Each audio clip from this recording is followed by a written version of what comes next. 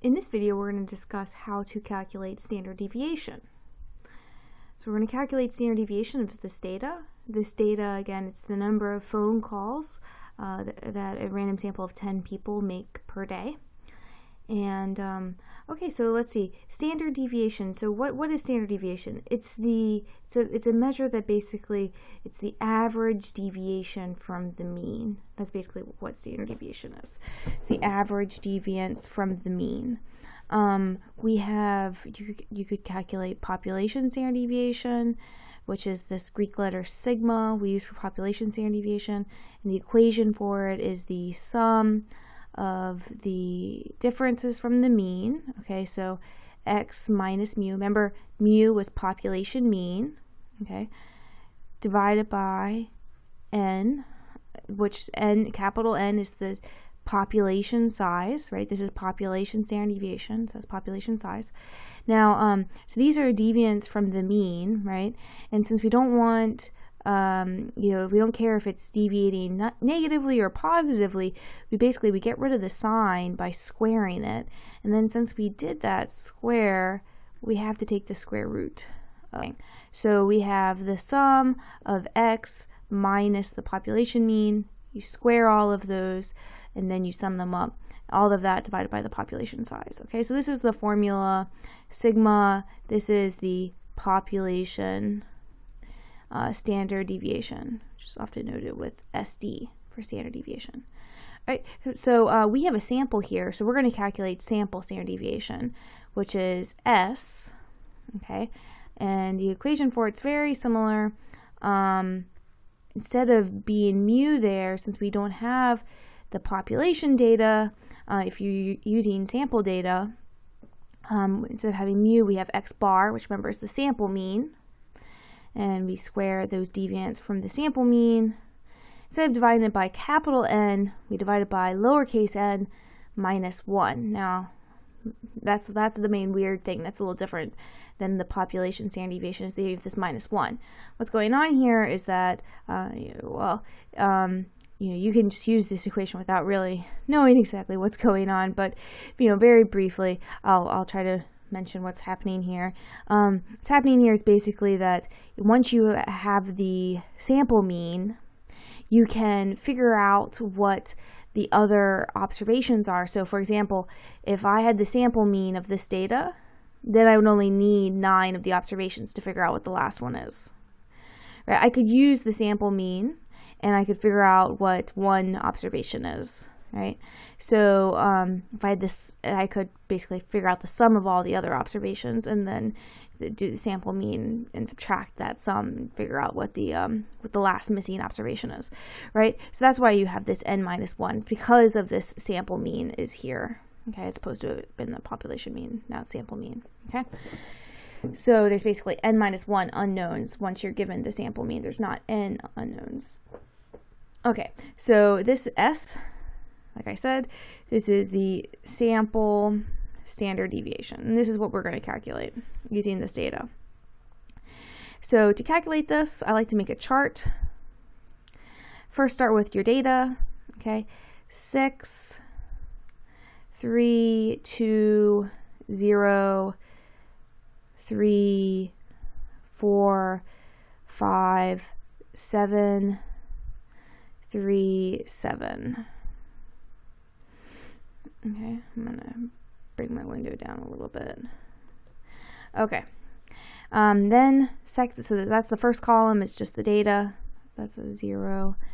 Okay, second column is going to be x minus x bar. I need to know what x bar is, right? Now you remember how to calculate sample mean? Oops, sorry. You sum up all of the data, and then you divide that by the sample size. Okay, so we can get out our calculator and sum up all this data. Let me go ahead and clear it out. So let's go ahead and sum up the data. 6 plus 3 plus 2 plus 0 plus 3 plus 4 plus 5 plus 7 plus 3 plus 7 plus 40. All right, and then there's let's see, there's 10 observations there, so divided by 10, is 4. All right, so our sample mean is, so this was, the sum of the data was 40 divided by 10, so that's 4. All right, so I need to subtract 4 from each of these observations. So 6 minus 4 is 2, 3 minus 4 is negative 1, 2 minus 4 is negative 2, 0 minus 4 is negative 4, 3 minus 4 is 1, 4 minus 4 is 0, 5 minus 4 is 1, 7 minus 4 is 3, 3 minus 4 is negative 1, 7 minus 4 is 3. All right. Last column, I have x minus x bar, and then you square that difference.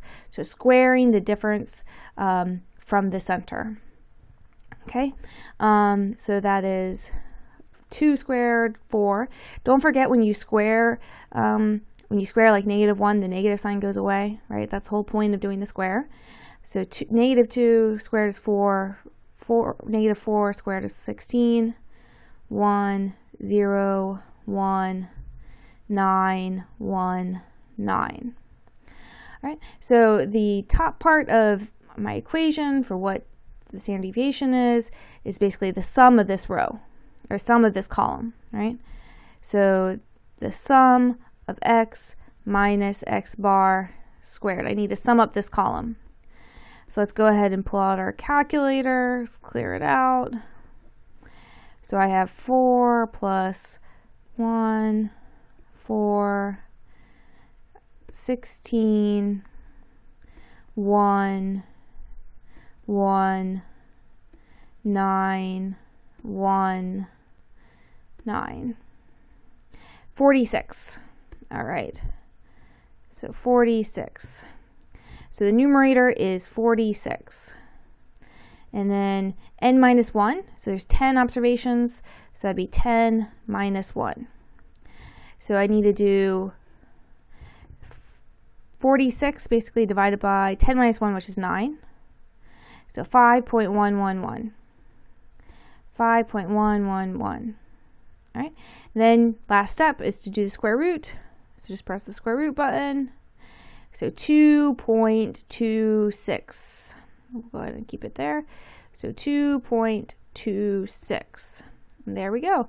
That is the standard deviation for the number of phone calls that were made each day in the sample.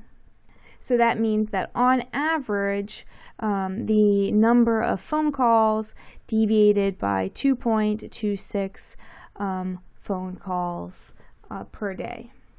All right. So the main advantages of using standard deviation, so I'm going to go ahead and scroll over to the side.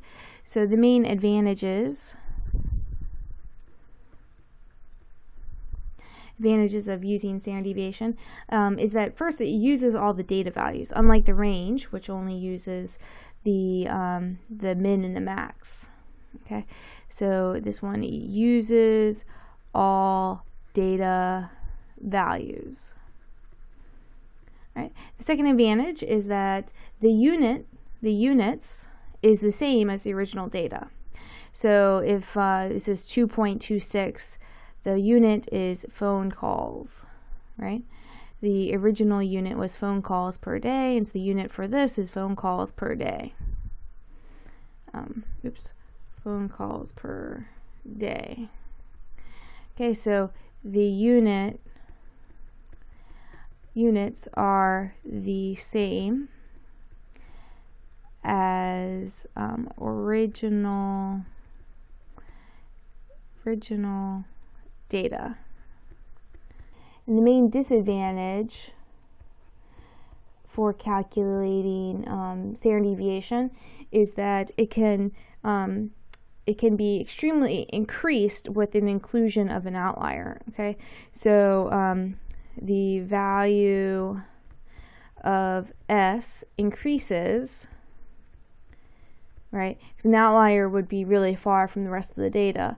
So the value of the sample standard deviation, or the value of the standard deviation, maybe SDs, the value of the standard deviation increases with inclusion of an outlier.